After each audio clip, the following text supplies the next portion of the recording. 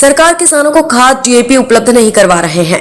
BJP सर्वे करवा रही जनता का मोड क्या है, उसके आधार पर चुनाव तय करवाएंगे। सरकार ने प्रधानों का खर्च बढ़ावा दिया।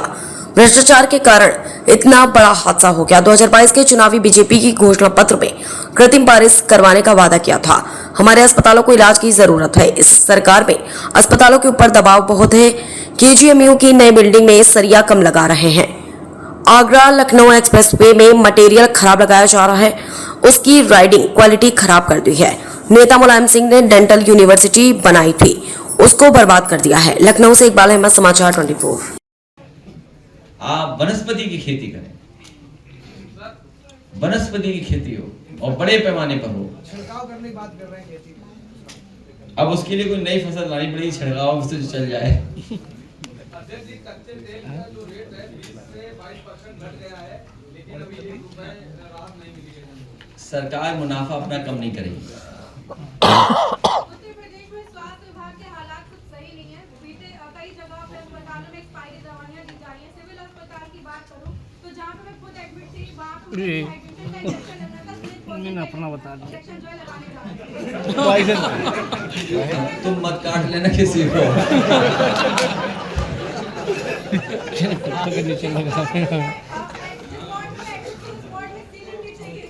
ये अच्छा, ये मैंने आपको पहले भी कहा और फिर कहता हूँ, हमारे अस्पतालों को भी इलाज की जरूरत है। कई अस्पताल वेंटिलेटर पर चले गए हैं और सच्चाई ये है, कल केजीएमयू को मैंने देखा, इतना प्रेशर होगा डॉक्टरों पे जिसकी आप कल्पना नहीं कर सकते।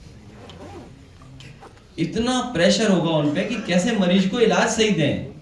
ये जो हमारी बहन कह रही है, हो सकता है गलती से कोई और दवा दे दें, इंजेक्शन कोई और दे दें। कई बार हम लोगों को घटना सुनने को मिलती है कि इंजेक्शन कोई और देना था, कोई और दे दिया आपने। इस सरकार में तो ये तक देखा हम लोगों ने कि जिंदा आदमी को पोस्टमार्टम में भेज दिया, वो जिंदा होकर के निकला हो। और जालौन में तो एक मरीज जिसको ऑपरेशन थिएटर में नहीं जाना था, उसे डॉक्टर और नर्स पकड़ के जब ऑपरेशन थिएटर में ले गए और अच्छा हुआ उसे होश आ गया, वो ऑपरेशन थिएटर से भाग गया। तो अब ये तो मैं नहीं कह सकता हूं कि उस विभाग के मंत्री को इलाज की जरूरत है, लेकिन कम से कम अस्पतालों के इलाज की जरूरत है। और अस्पताल कैसे बनने चाहिए कभी आप जाना। और मैं कहूंगा आपसे कि अगर आप यूट्यूबर हैं, एक हमारे साथी ने बहुत अच्छा भी किया था कार्यक्रम, जहां हमने पूरे गांव के गांव शिफ्ट कर दिए थे। एक यूट्यूबर साथी ने बहुत अच्छी स्टोरी की थी, गांव के लोगों ने पूरी जमीन एक्सप्रेसवे को दे दी थी। इसी तरह मैं कहूंगा, आप कैंसर इंस्टीट्यूट को देख के आइए, वर्ल्ड क्लास कैसे इंफ्रास्ट्रक्चर बनाया जाता है, ओटी कैसे बनते हैं, मशीन्स कैसे लाई जाती हैं। इनके अस्पतालों में तो सब मशीनें ऑब्सोलीट हो गई हैं, जिनका टाइम खत्म हो गया, मशीनों की एक्सपायरी हो गई, उसके बाद भी आपका उन्हीं मशीनों से इलाज कर रहे हैं। सोचिए आप, तो इलाज क्या मिलेगा आपको? पेपर पे एक्सरे निकाल दे। और पैथोलॉजी जो है आपकी, जिस तरीके से काम करना चाहिए पैथोलॉजी को, सही रिपोर्ट जनरेट करना, सही रिपोर्ट देना, ये सही रिपोर्ट नहीं दे रहे तो बताओ डॉक्टर इलाज तो गलत कर ही देंगे। इसलिए सबसे ज्यादा जरूरत है इलाज की, अस्पतालों के इलाज की। दवाई कहीं है नहीं, और इतनी दवाई महंगी हो गई है कि गरीब ले नहीं सकता दवाई। इलाज महंगा है और प्राइवेट अस्पतालों में जाकर के लोग इलाज करा रहे हैं। मैंने पिछली बार आपको बताया था गोरखपुर का, 1000 नए प्राइवेट इंस्टीट्यूशन बन गए केवल गोरखपुर में। 1000 बन गए, 1000 से ज्यादा बन गए आगरा में। और जो सरकारी हॉस्पिटल है, मेडिकल कॉलेज में कोई सुविधा नहीं है। और कल ही मैं देख करके आया हूं केजीएमयू में जो नई बिल्डिंग बन रही है, उसमें सरिया कम लगा रहे हैं। आप चेक करवा लेना, भी नहीं छोड़ा है। जो नई बिल्डिंग बन रही है, जब मैंने गिनी तो हो सकता है उसमें सरिया कम लगा रहे हो, क्योंकि इन्हीं का प्रिय ठेकेदार काम कर रहा होगा। आप जानकारी कर लेना, जितना लोड के हिसाब से सरिया लगना चाहिए वो भी नहीं लगा रहे हैं। तो सोचो, जो बिल्डिंग के मटेरियल में चोरी करते हो। पुल गिरते हुए हमने नहीं देखे, हमने आपने हमीरपुर में गिर गया था पुल, कहाँ गिरा था? प्लास्टिक की सरिया लग रही है आजकल क्यों, प्लास्टिक चावल खा के आए हो क्या? प्लास्टिक के चावल भी बिक रहे हैं।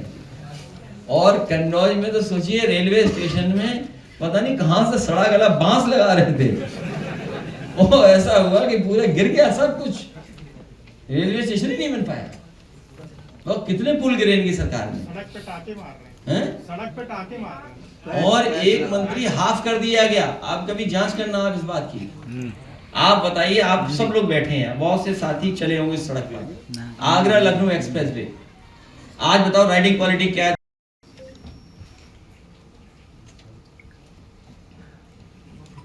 सर सामने से यहाँ आ जाइए, हैं? यहाँ सामने। अरे यहाँ अच्छा लगता है। कैमरा एंगल वहाँ से वहाँ बैठे तो वहाँ बैठे कर देंगे। यही बैठिए सर, हैं? फ्रेम सीधा यही रहेगा। बैठिए, फ्रेम सही है। पहले अपना तय कर लो। जो उधर बैठे उनके लिए वहाँ सही है सर। आधे सवाल यहाँ आधे वहाँ, सीनियर यहाँ जूनियर वहाँ। पूछिए। सीनियर शुरू कर। अखिलेश जी, सर अन्वित श्रीवास्तव CNN न्यूज़ 18 से। कहाँ से? अन्वित श्रीवास्तव CNN न्यूज़ 18 से। ठीक है, बहुत धन्यवाद आपका। सर ये जो अयोध्या में जो फंड की चोरी हुई है डोनेशन की, इसमें जो SIT की रिपोर्ट सजेस्ट कर रही है कि कलेक्शन, स्टोरेज और जो सबमिशन था डोनेशन फंड का, उसमें जो प्रोसीजर था वो ठीक नहीं था। तो इसको आप एडमिनिस्ट्रेटिव लैप्स मानते हैं, फेलियर? आपको क्या लगता है? आप पूछना क्या चाहते हो? Do you see it as an administrative failure? What do you see then? What do you see? SIT का मतलब क्या है? शेयर इन थेफ्ट है क्या?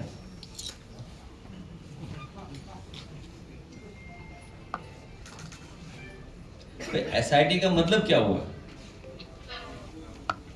शेयर इन थेफ्ट या और कुछ बोले हम? Please elaborate. बाकी एलेबरेट आपके लिए है? या ये हम कहें सैंड इन ट्रस्ट?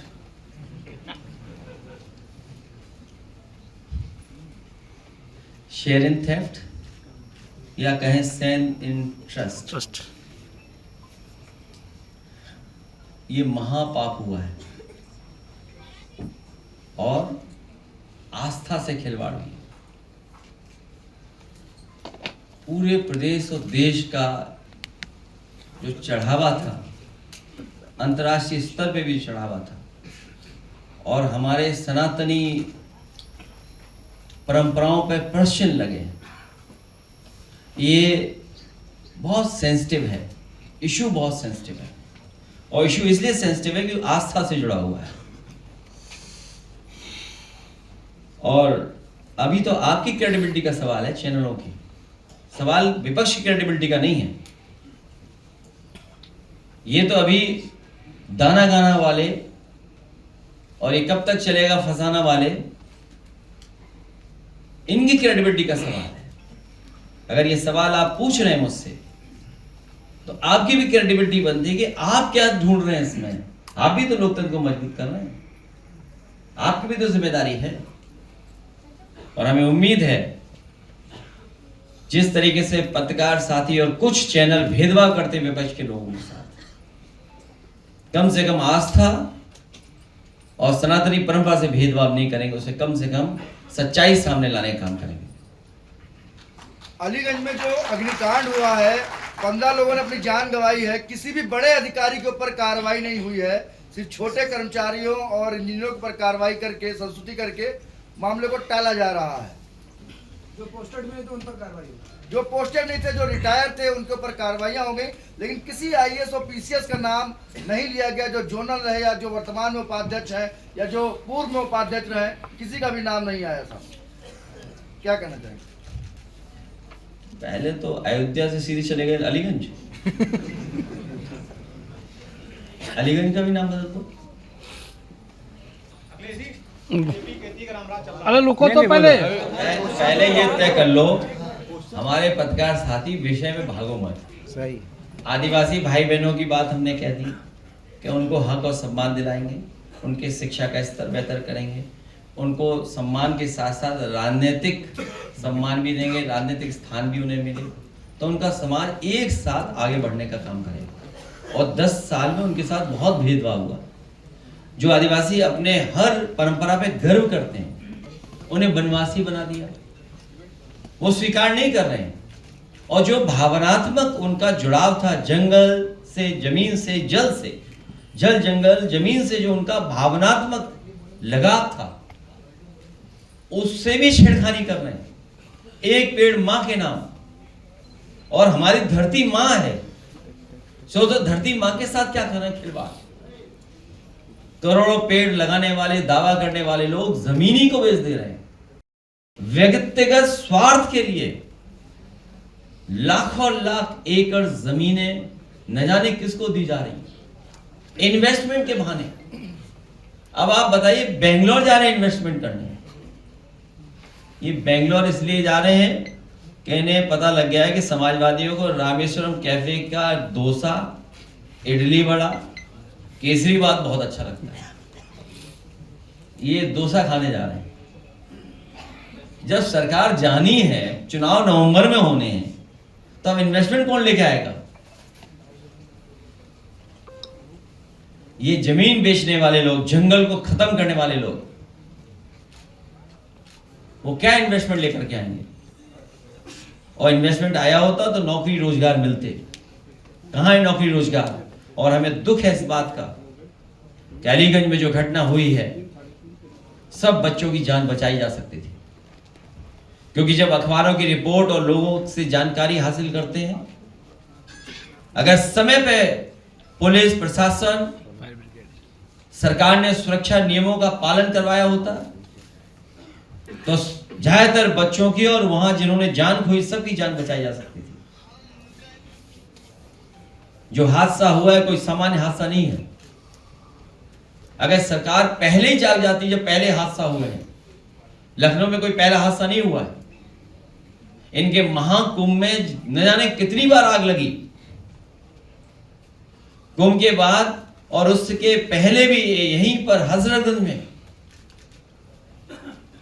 एक होटल में आग लगी थी, और याद कीजिए उस समय के अखबार पढ़िए, मैंने उठा करके मंगाए थे। जब होटल में आग लगी तो सरकार ने क्या कहा था? 24 घंटे के अंदर इस पे बुलडोजर चल जाएगा, क्योंकि उनका अपना होटल था, इसलिए बुलडोजर नहीं चला। गरीबों को उजाड़ने के लिए आग लग गई कि लगा दी गई।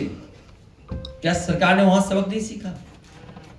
और जो सरकार अकबर नगर के हजारों लोगों को हटा सकती है,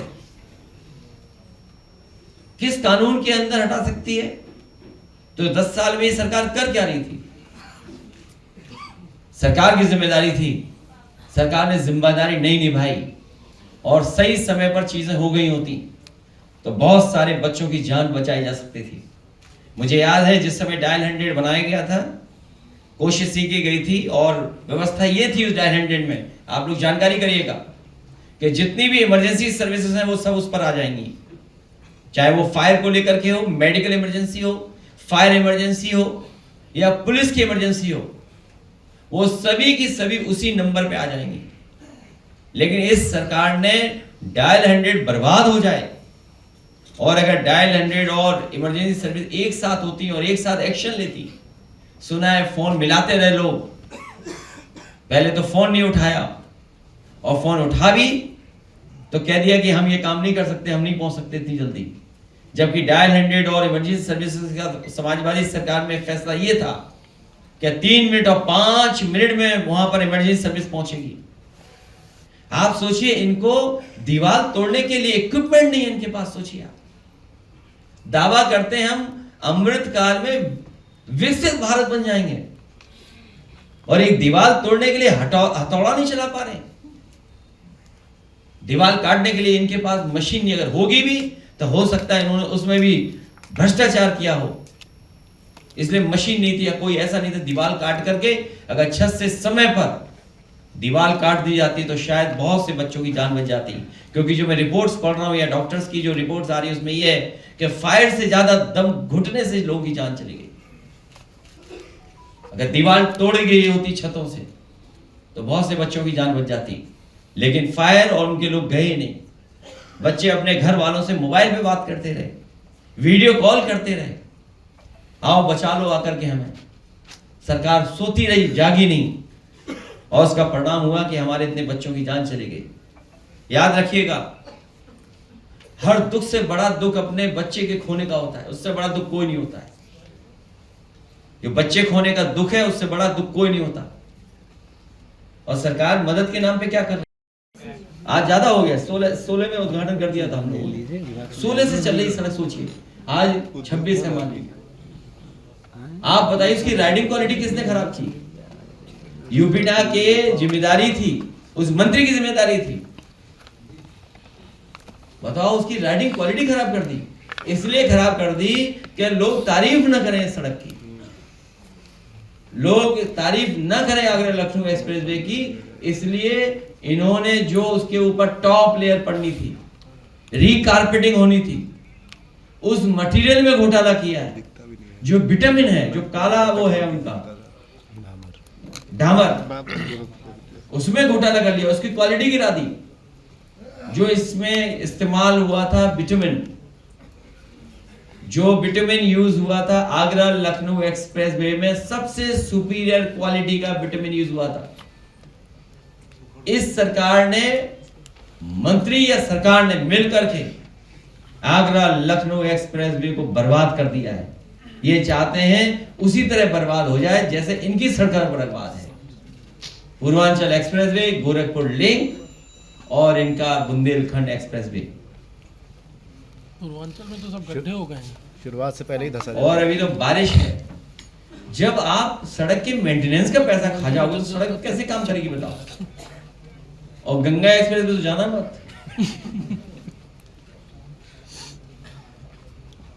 अखिलेश जी, परिवहन विभाग में करोड़ों का बजट पास होता है। आप अभी आगरा एक्सप्रेस वे की बात कर रहे थे।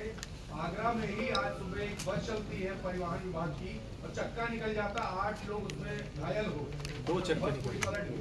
2 पहिए निकल गए। किसके? बस के चलते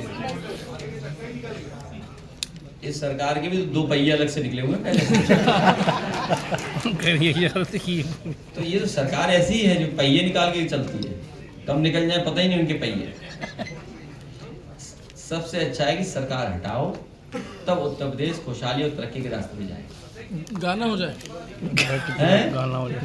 नहीं बस गाना। उसके बारे में मैंने कह दिया कि बड़ी साजिश चल रही है भाजपा में।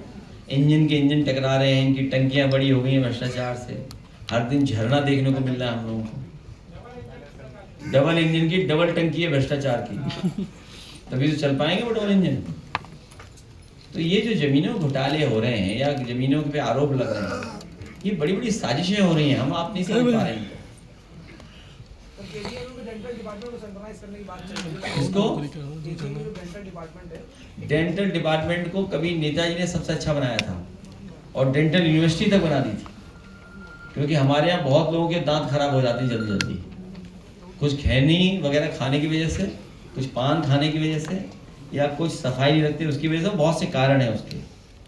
तो नेताजी ने पूरे देश में सबसे अच्छा डेंटल यूनिवर्सिटी बना दी थी।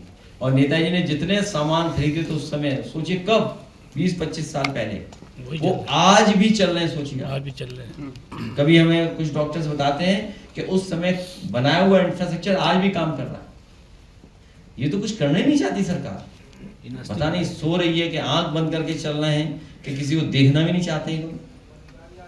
और अहंकार सबसे ऊपर, टॉप पे है अहंकार। बताओ एक बहन को क्या कह रहे हैं, भाषण मत दो। और हमारे चैनल भी कितने अच्छे हैं, म्यूट कर दिया चैनल ने। ऐसा मत करो भाई, कुछ और ही सुन लेना। पहले भी सुना चुके हो आप, सब लीड निकल जाती कुछ है। ऐसा ही सुन लेते। एजेंसी थी वो, बताइए एजेंसी भी ये काम कर रही है। एजेंसी को ये काम नहीं करना चाहिए। कौन है एजेंसी वाले, कहाँ है, आए? क्यों ऐसा करते हो तुम? ऐसा मत करो भाई, सब कुछ आने दो, सुनने दिया करो। इसलिए मैं कहना चाहता हूं कि भाजपा के संगी साथी जंगलों में जाकर आदिवासियों की परंपरा, बोली, संस्कृति ऊपर अपना पाखंड, कर्मकांड लादना चाहते हैं और धीरे धीरे उनके सभी संसाधनों को हड़प लेना चाहते हैं। इसलिए हमारे आदिवासी भाइयों सावधान रहिए संगी साथी अंडरग्राउंड अनरजिस्टर्ड लोगों से भी। वनवासी को आदिवासी कहना संविधान में दिए गए जनजाति की हकमारी की साजिश है, क्योंकि जब हम संविधान पढ़ते हैं तो जनजाति है उसमें, तो जनजातियों को मिलेगा। अभी एक साथी बता रहे थे कि कुछ एडमिनिस्ट्रेटिव जो सरकार में गलती हो गई थी जिसकी वजह से उन्हें प्रमाण पत्र नहीं मिल पा रहे, उनको हाँ दूसरे लोग पा जा रहे हैं। इसलिए ये वनवासी को आदिवासी कहना संविधान में दिए गए जनजाति की हकमारी की साजिश है।